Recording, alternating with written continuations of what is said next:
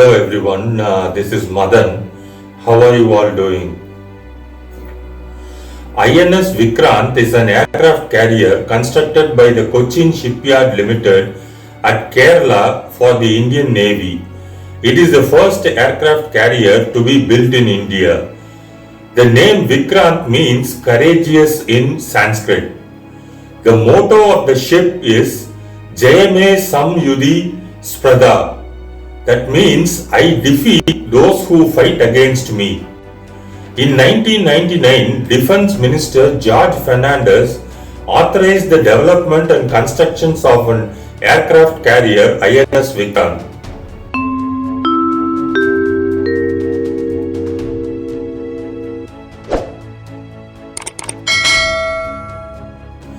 Okay, now what are the aircrafts and defense and offense weapons on board Vikrant?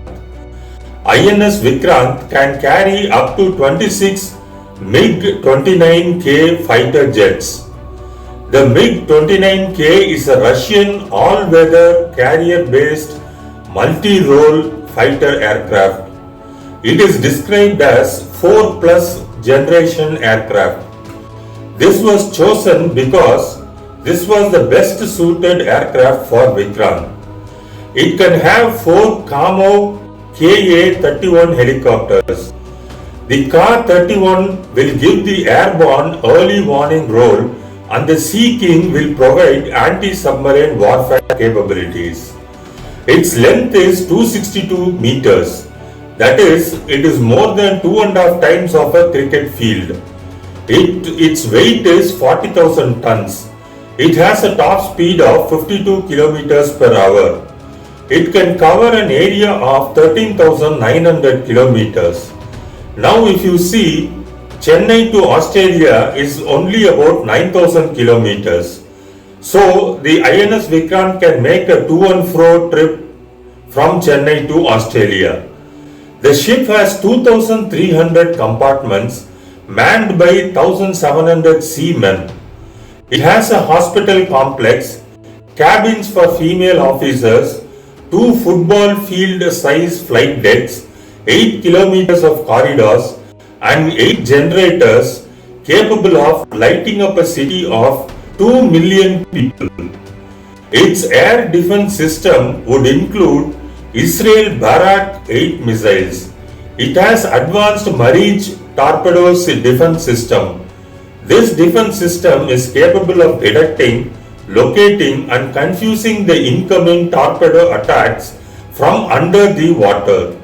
It will have another advanced feature called Kavach anti-missile naval decoy system to distract radar-guided missiles from their targets. The portable diver detection sonar can detect underwater threats like delivery vehicles.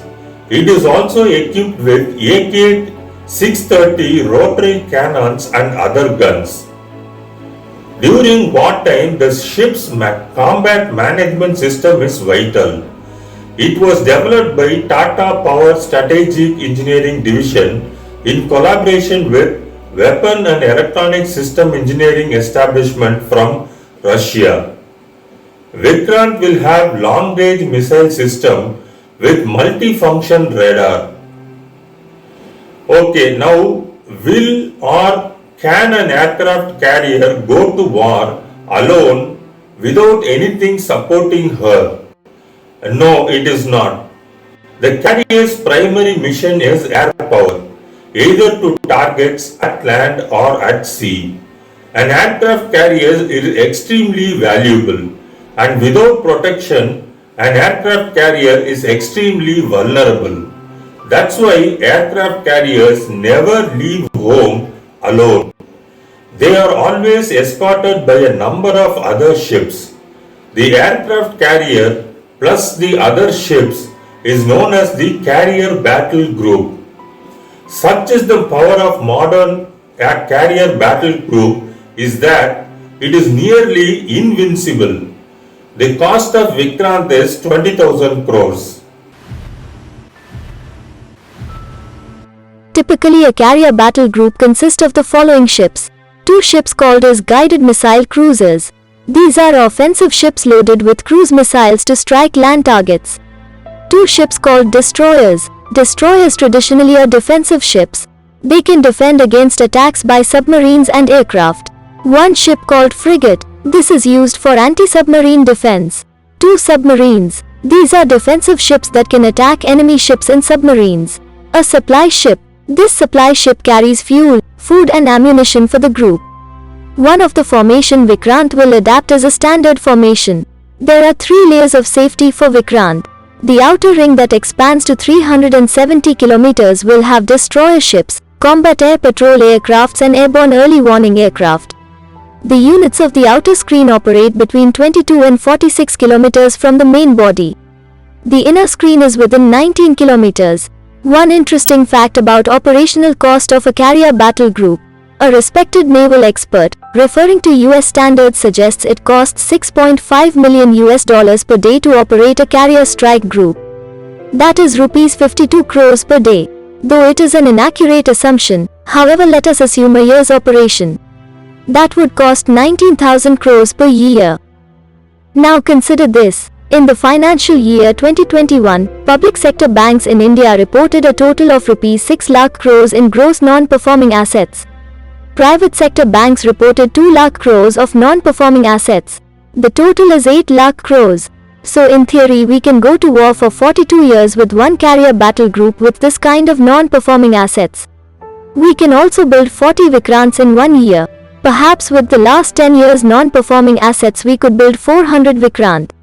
That is how politics works and capitalism works.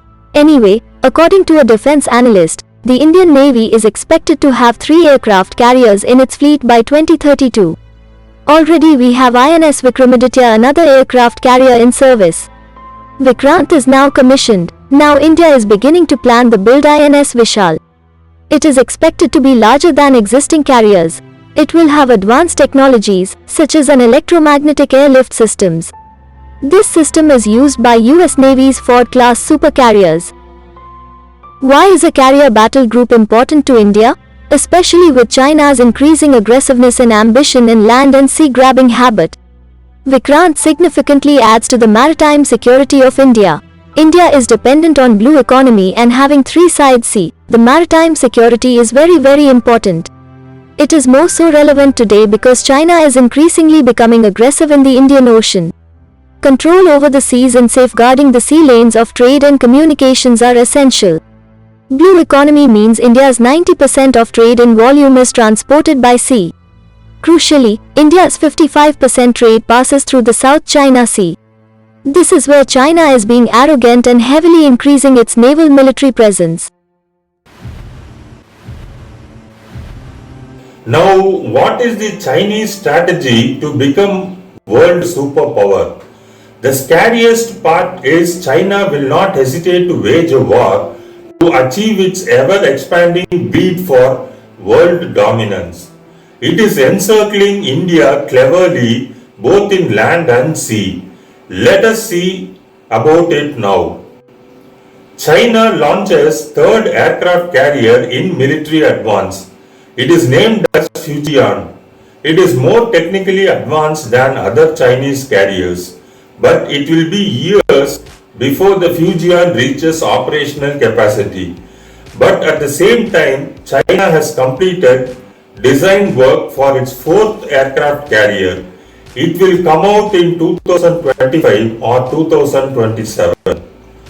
To summarize, the Indian Navy's escort is composed of 21 ships, 8 destroyers, 13 frigates, of which only the 3 Kolkata-class destroyers field high-end anti-airfare capabilities that include both a modern radar called PAR and vertical launch of air defense surface-to-air missiles. To summarize, China's escort is composed of 69 ships, 3 large destroyers, 36 destroyers and 30 frigates. What is worrying is that the increasing aggressiveness of China in the Indo-Pacific region. China since 2013 has been claiming that South China Sea is their area. South China Sea is in line with covers 93% of the region. One-third of world's maritime shipping passes through it, carrying over $3 trillion in trade each year. China has created artificial islands in the region in 2014 and 2015. They now serve as its military outposts. It routinely imposes fishing bans and obstructs drilling process of other nations in their EEZs, that is in their territorial waters. Experts say that China is trying to convert South China Sea into its lake. This region is the heart of the Indo-Pacific.